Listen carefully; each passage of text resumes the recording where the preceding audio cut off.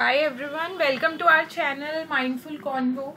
For today the topic is Kaizen costing and target costing. So firstly we'll cover Kaizen costing. So this is the very common topic which is asked in APM exams in ACCA. So we'll try to gain knowledge about that what is it Kaizen costing and how it is going to relate us with the questions asked in APM exam. So firstly, the Kaizen costing, it means small and incremental improvements in cost. So whenever a product is introduced, so how we can improve our cost, how can we work upon our cost to make them lower, it is all about the Kaizen costing. So basically it focuses on short-term cost rather than long-term reduction targets. So it means Kaizen costing considers very small targets, like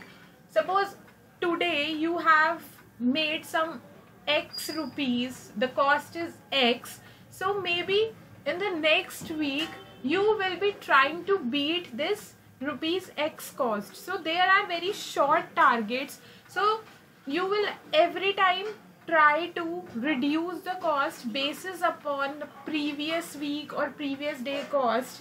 So there will be very low reduction in cost, but if you total up all the cost, because gradually all these small costs become a very large reduction, there will be a very large savings. So slowly there will be huge reduction in cost and there will be large saving. So this approach is staff and employee friendly, as it encourages the staff to come up with new ideas which will motivate them, as rewards will be provided to them. Because if we involve our staff, then it will be good for us, and Kaizen costing indeed do this, they involve their staff.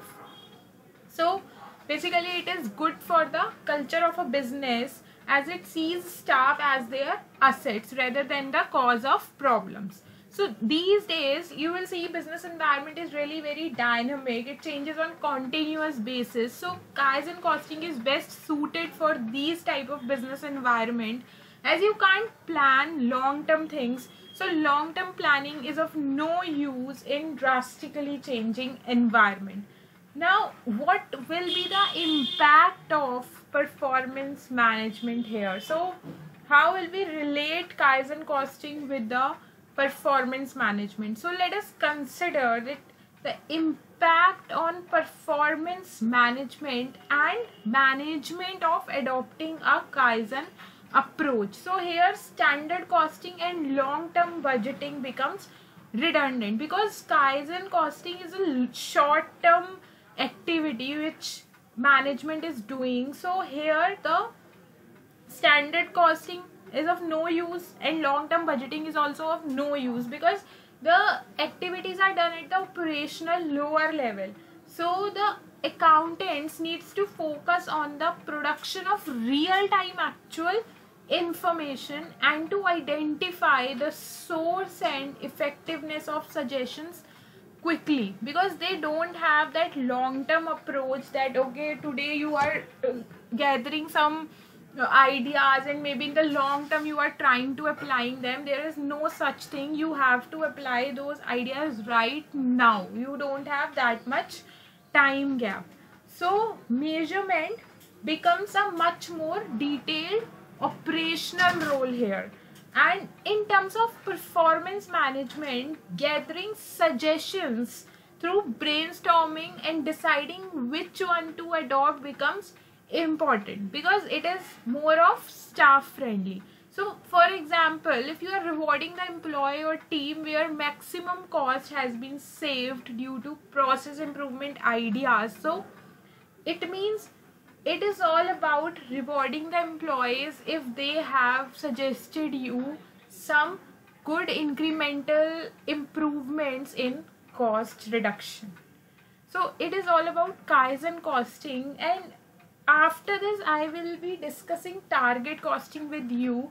So later on in the third part we will try to discuss the difference between Kaizen and target, so you will have a more clarity about both of these costs, because there will be the comparison. So with comparison you will understand more.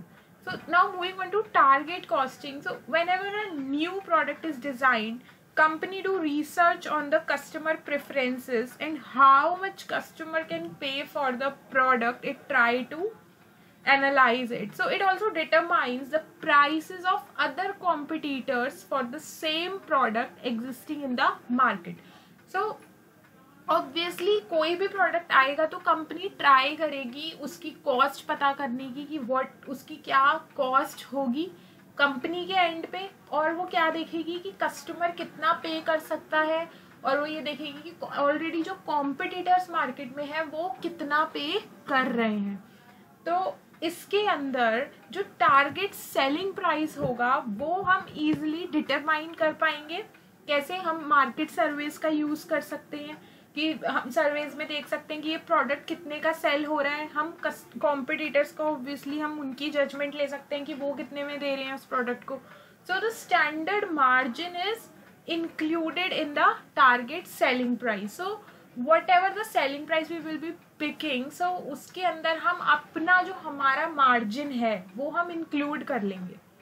अब उसके बाद हम जितना हमारा target selling price है उसमें से जितना हमारा मार्जिन है जब हम उसे रिड्यूस करेंगे तो हमारे पास एक टारगेट कॉस्ट आ जाएगी कि इतनी कॉस्ट से नीचे हम नहीं जा सकते. अगर हम इस कॉस्ट से नीचे गए तो हमें अपनी क्वालिटी से कॉम्प्रोमाइज करना पड़ेगा. So basically if you see in this slide you will see that there is a formula of target cost, which is target selling price minus target profit. So here we will see that basically target selling price is fixed here, so it won't change. Company has to work on reaching to target cost. So target selling price we already have taken up with our experience with the market surveys, so we can't reduce it, we can't change it. But yes, profit, target profit also we have taken by deciding that how much profit we want, and also the target cost which has come after reducing it, we have to work upon reaching this. So how company will reach to this cost? So the company will find ways to reduce target cost without compromising quality and therefore sales price. So this may include lower cost materials, or what can other reasons to reduce cost? Negotiating with suppliers, training workers, or automating the process, or you can outsource also the production process. So it is situational based that how one company has some other reasons to reduce cost, some other company has some other strategy to reduce cost. So if you are core into manufacturing, then you have your own good machines, so you don't need to outsource the production process. But if you are not into manufacturing, you can outsource it, because there is no point of using large cost, investing large cost on purchasing machines first. So it depends. So once the production begins, then management accountant can assess the performance of production department. So here you will understand that how it is, how the target costing is related to the performance management. So when the management accountant can assess the performance of the production department, he will ensure the actual cost and forecast cost look similar. So forecast cost was the target cost, which we thought that yes, we want this cost, and the actual cost which we have incurred till now, it should be equal.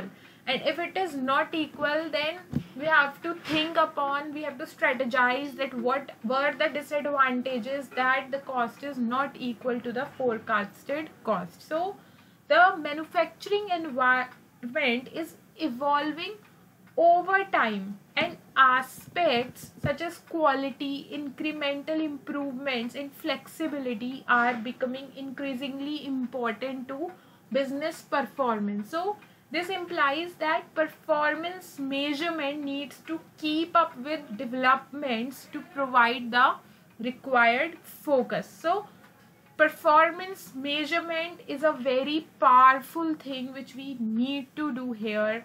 Without performance measurement, there is no use of setting up the target cost or anything, because once you have set it up the target cost, and if you are not working upon it, you are not finding that what are the reasons for deviations from the forecasted cost, then there is no use of these costing. So in everywhere, in every aspect, whether it Kaizen or whether it target, performance management will play an important role. Now the question comes at how will you relate it. So in the case study, you have to judge the facts, and you have to see that how the target cost or Kaizen costing is affecting your cost, your business, and how are you going to measure these to know about the performance of the business, that whether it is achieving its objective or not. So in the basic difference is that the Kaizen costing is a process of long-term continuous improvement by cost reduction throughout the life of the product, and Kaizen costing is used over long periods, and it is likely the full benefit of this approach will not be achieved in such a short time scale, whereas target cost is the starting point for Kaizen costing, because target costing is done at the time of research. So after production begins, each period's target is based on the previous product's reduced cost. So target costing can achieve large cost reductions at the design stage of the product. So